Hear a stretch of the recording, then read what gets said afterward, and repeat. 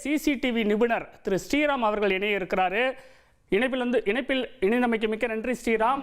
இப்ப பொதுவா எந்தெந்த இடங்கள்ல எந்தெந்த வடிவில் எல்லாம் இந்த ரகசிய கேமராக்கள் ஒளிஞ்சிருக்க வாய்ப்புகள் இருக்கு?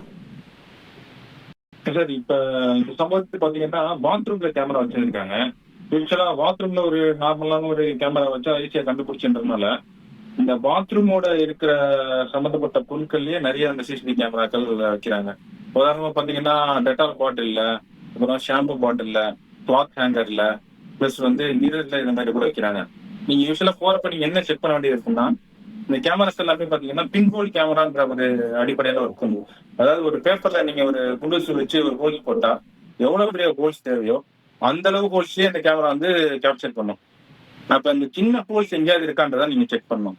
உங்களோட பிளக் பாயிண்ட்ஸ்ல ஒரு ஷாம்பு பாட்டில் இருக்குன்னு அதுல பேண்டின்னு எழுதி இருக்குன்னா அந்த ஈன்ற ஸ்பேஸ் இருக்கு இல்லைங்களா, அந்த இடத்துல ஒரு சின்ன ஹோல்ஸ் போட்டு இந்த கேமரா வைக்க வாய்ப்பு இருக்கு. அப்புறம் டெட்டால் எழுதி இருக்கா, அந்த டெட்டால்ல ஈன்ற இடத்துல போட்டு ஒரு ஹோல்ஸ் போட்டு இந்த மாதிரி பண்ண வாய்ப்பு இருக்கு. அப்ப நீங்க அந்த மாதிரி இடத்துல ஹோல்ஸ் எது இருக்கான்னு செக் பண்ணி பாருங்க. அந்த மாதிரி ஹோல்ஸ் எது தெரிஞ்சதுன்னா உங்களோட டூத் பேஸ்டோ சோப்பையோ அதுல தடவிட்டீங்கன்னா அந்த கேமரா அதோட விஷயம் பாதிக்கப்பட்டோம் அதை ரெக்கார்ட் பண்ணாது. இன்கேஸ் உங்களுக்கு டவுட் இருந்ததுன்னா சொல்றேன். மிரர் பாத்தீங்கன்னா உங்க பிங்கர் வச்சு பாத்தீங்கன்னா உங்க பிங்கருக்கும் கண்ணாடிக்கும் இடையில சின்ன கேப் இருக்கும். அப்படி கேப் இருந்தா நார்மல் மிரர்.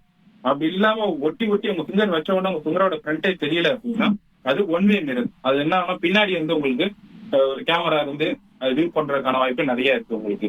இப்படிதான் நம்ம ஒரு கேமரா திட்டமான கேமரா நம்ம கண்டுபிடிக்கிறது. உங்களுடைய விளக்கத்திற்கு நன்றி திரு ஸ்ரீராம்.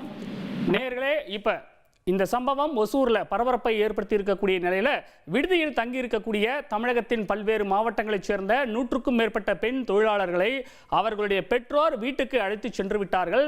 சம்பவம் நடந்த பகுதியில் ஏராளமான போலீசார் குவிக்கப்பட்டிருக்காங்க. தொழிற்சாலை நிர்வாகத்தின் சார்பிலும் டெல்லியிலிருந்து வரும் டிடெக்டிவ் டீம்களும் ரகசிய கேமராக்கள் குறித்து சோதனை நடத்த திட்டமிடப்பட்டிருப்பதாக தகவல் வெளியாகி இருப்பது குறிப்பிடத்தக்கது.